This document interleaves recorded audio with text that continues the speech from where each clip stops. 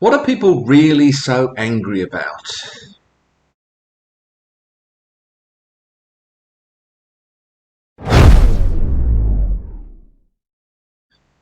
Maybe the first thing to ask about this is, are they angry? Now, this is not going to be a video with lots of stats and evidence. I'm not going to set about proving that people are or aren't angry. This is about my perceptions, my reflections on this today. Australia is not the USA. If people are angry here, I don't think they're as angry as they are in the USA. Again, no stats here, just impressions. Sure, you get some anger here. Sure, people get passionate about politics. Some people, some of the time. Or, well, maybe not so much.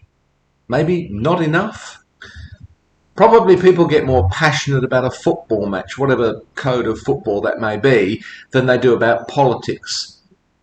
But sure, some people here do get angry some of the time. But it certainly seems that anger is more widespread in the USA. The country is divided much more starkly into enemy camps. People on different sides of politics really seem to hate each other. In Australia, we're generally not shooting our politicians or shooting at each other over political issues. As an outsider here in Australia looking in on the USA, someone attempting to shoot the president or a presidential candidate or a political opponent is not particularly surprising. Look at the history there in the USA. There is a serious history of dealing with political leaders and political opponents with violence. I'm sure the media exaggerates the extent of the anger and division in the USA. After all, it makes for interesting news.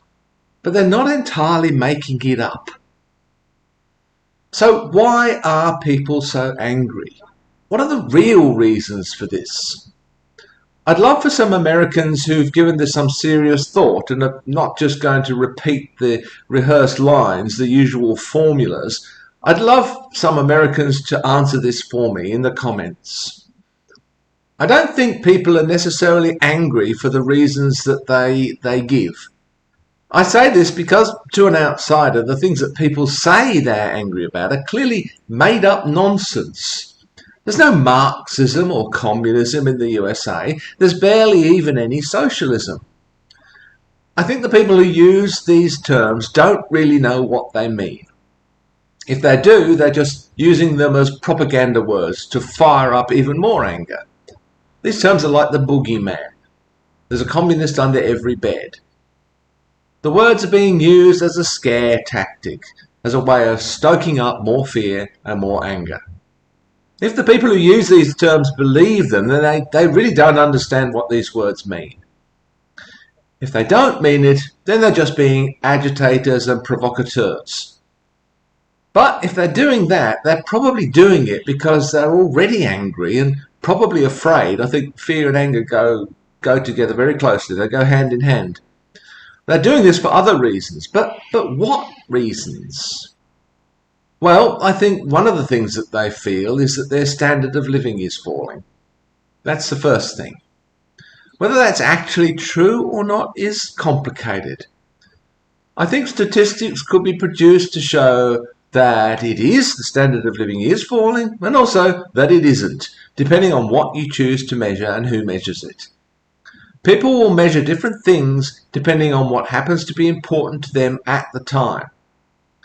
One of the reasons that I won't present any statistics here, including economic statistics, is because if I did, someone would respond with a different set of statistics. And both may be true and accurate, or not.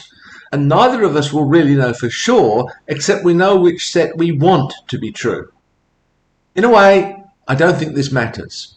No matter what the economic figures say, people will continue to feel as though their standard of living is slipping away. I'm sure it is for some people, while for others it's probably improving. One thing I would say about that is that nowhere near as much of the blame for tough economic times or the credit for good economic times can be laid at the feet of governments, and particularly at the feet of the president, as people seem to think. There are so many factors outside their control. You might blame business leaders just as much as, if not more than, politicians. These things are far more complicated than most of us realise, and it's simpler just to take aim at an easy target and get angry. That might be at governments or presidents or secret cabals. The truth, I suspect, is that no one is really in control of all of that. And that too can be a source of fear and anger, and maybe that is in fact the source of this fear and anger. The feeling that no one's in control anymore.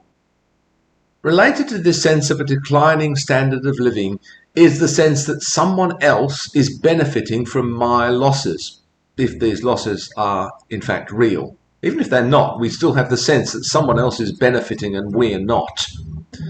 It's difficult to specify who might be benefiting or what the precise mechanism is that links their gains with my losses, but we feel angry about this regardless. If we're losing and someone else is gaining, regardless of the complex causal relationships that may or may not connect these two events, it's just easier to get angry at the people who we believe are gaining, which they might not actually be, by the way. In such circumstances, it becomes all too easy to point the finger at certain ethnic groups or other groups within society and target them with our anger. Otherwise, the threat is just too vague.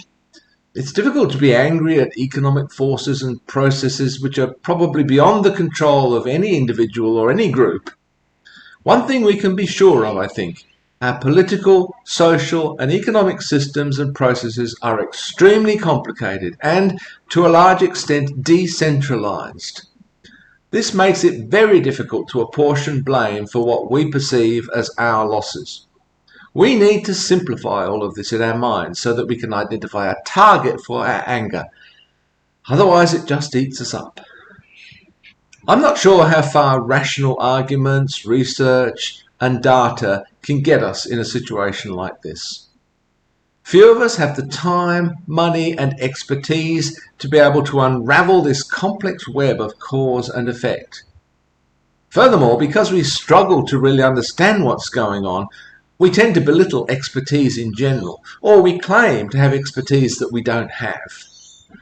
But certainly time is one of the things we need to be willing to devote to this.